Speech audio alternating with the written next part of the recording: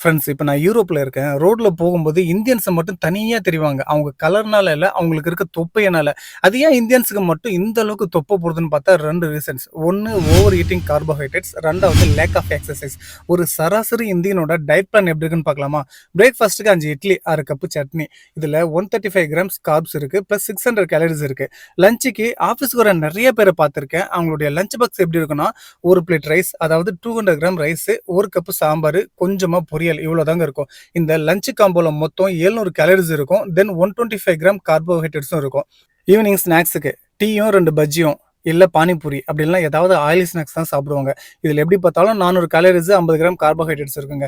நைட்டுக்கு 3 தோசை, சாம்பார் அப்படி இல்லைனா 2 சப்பாத்தி கூடவே குருமா. இதுலயும் பிரேக்ஃபாஸ்ட் மாதிரியே தான் அரௌண்ட் 135 கிராம் கார்போஹைட்ரேட்ஸும் 600 கேலரிஸும் இருக்கும். ஓவராலா பார்க்கும்போது அந்த ஆவரேஜ் இந்தியன் பர் டே வந்து 2300 கேலரிஸோ 445லேருந்து 500 கிராம்ஸ் கார்போஹைட்ரேட்ஸும் இருக்கிறாங்க. 70 கேஜிஸ்ல இருக்க ஆவரேஜ் பர்சனுக்கு கார்போஹைட்ரேட்ஸ் வெறும் 225லேருந்து 300 கிராம்ஸ் போதுமானது. எப்போ நீங்க 400லேருந்து 500 கிராம்ஸ் கார்ப்ஸ் எடுக்கிறீங்களோ அப்போ எக்ஸஸா இருக்க கார்ப்ஸ் எல்லாம் ஃபேட்டை கன்வெர்ட் ஆகி சென்ட்ரல் ஒபேசிட்டி ஆகும். அதாவது ஃபேட் உங்களுடைய ஸ்டொமக்ல, தைஸ்ல, குளூட்ஸ்ல ஸ்டோர் ஆகி வீங்கி போயிடுவீங்க. இது எப்படி சரி பண்ணலாம்? எந்த மாதிரிலாம் ஒர்க் அவுட் பண்ணணும்? எந்த மாதிரியான டயட் சாப்பிடணும்னு சொல்லிட்டு நான் நெக்ஸ்ட் வீடியோல சொல்றேன். நம்மளோட சேனல் புதுசா பார்த்தீங்கன்னா மறக்காம சப்ஸ்கிரைப் பண்ணிக்கோங்க.